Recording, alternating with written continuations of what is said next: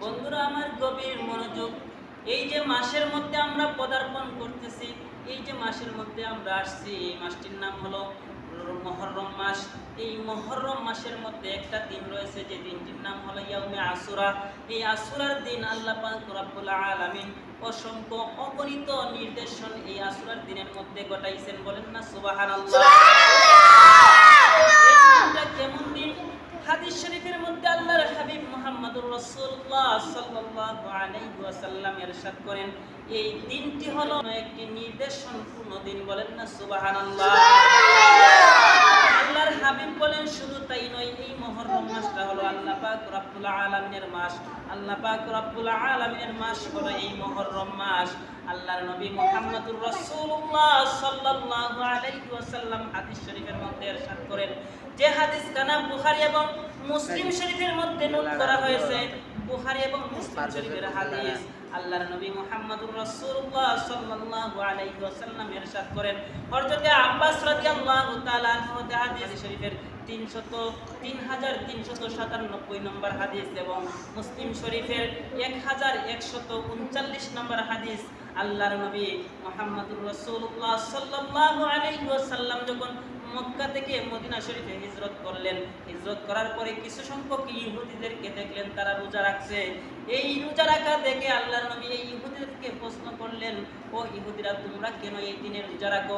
এই ইহুদিরা আল্লাহর নবীর এই প্রশ্নের জবাবে বললেন, এই দিন আমরা রোজা রাখি কারণ এই দিন হযরতে মূসা আলাইহিস সালাতু ওয়াস সালামকে ফিরআউনের যে অত্যাচার থেকে আল্লাহ পাক রব্বুল আলামিন নিষ্কৃতি দিয়েছিল, এই দিনে এই জন্য আমরা রোজা রাখি। বলেন না সুবহানাল্লাহ।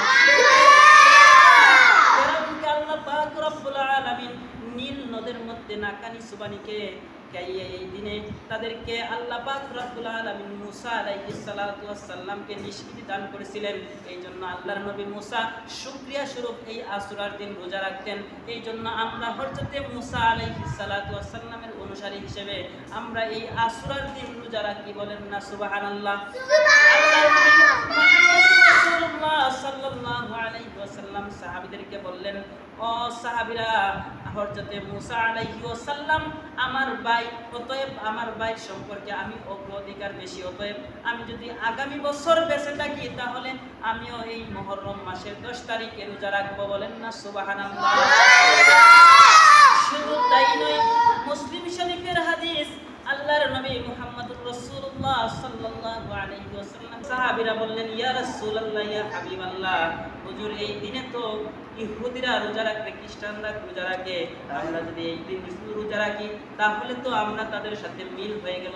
ইয়া রাসূলুল্লাহ, ইয়া হাবিবাল্লাহ, আমরা এই দিনে রোজা রাখবো। এই দিনের মধ্যে যেহেতু ইহুদিরা রোজা রাখে, যেহেতু খ্রিস্টানরা রোজা রাখে, যদি আমরাও এই দিনের মধ্যে রোজা রাখি তাহলে তাদের সাথে কেমন জানি আমাদের একটি সাদৃশ্য হয়ে যায়, তাদের সাথে একটি মিল হয়ে যায়। আল্লাহর নবী মুহাম্মদুর রাসূলুল্লাহ সাল্লাল্লাহু আলাইহি ওয়াসাল্লাম ইরশাদ করলেন, ও আমার সাহাবীরা, ও আমার সাহাবীরা, যদি আমি আগামী বছর বেঁচে থাকি তাহলে আমি এই 10 মুহররম আশুরার দিনের সাথে 9 মুহররম রোজা রাখবো। বলেন না সুবহানাল্লাহ।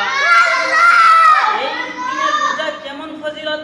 হযরত আবু কাতাদা রাদিয়াল্লাহু তাআলা আনহু হাদিস, আল্লাহর নবী মুহাম্মদুর রাসূলুল্লাহ সাল্লাল্লাহু আলাইহি ওয়াসাল্লাম ইরশাদ করেন, মুসলিম শরীফের 1162 নম্বর হাদিস। এই হাদিসের মধ্যে আল্লাহর নবী মুহাম্মদুর রাসূলুল্লাহ সাল্লাল্লাহু আলাইহি ওয়াসাল্লাম ইরশাদ করেন, বলেন, ও আমার সাহাবীরা, এই দিনের রোজার ফজিলত হলো, যদি কোনো ব্যক্তি এই দিন রোজা রাখে তাহলে তার বিগত জীবনের গুনাহ আল্লাহ পাক রব্বুল আলামিন maaf করে দেন। বলেন না সুবহানাল্লাহ। যদি আমরা এই দিনের মধ্যে রোজা রাখি, বিগত 1 বছরের গুনাহ আল্লাহ সুবহানাহু ওয়া তাআলা ওই ব্যক্তির ক্ষমা করে দিবেন, maaf করে দিবেন। অতএব আমরা ঈমানদার আছি, আমরা অবশ্যই এই 2 দিন রোজা রাখার চেষ্টা করব। যদি রোজা রাখতে পারি, আল্লাহ পাক রব্বুল আলামিন আমাদেরকে এর বিনিময় হিসেবে আমাদের বিগত 1 বছরের গুনাহ খাতা maaf করে দিবেন। সকলে বলুন আমিন। আলহামদুলিল্লাহি রাব্বিল আলামিন। আসসালামু আলাইকুম ওয়া রাহমাতুল্লাহি ওয়া বারাকাতুহু।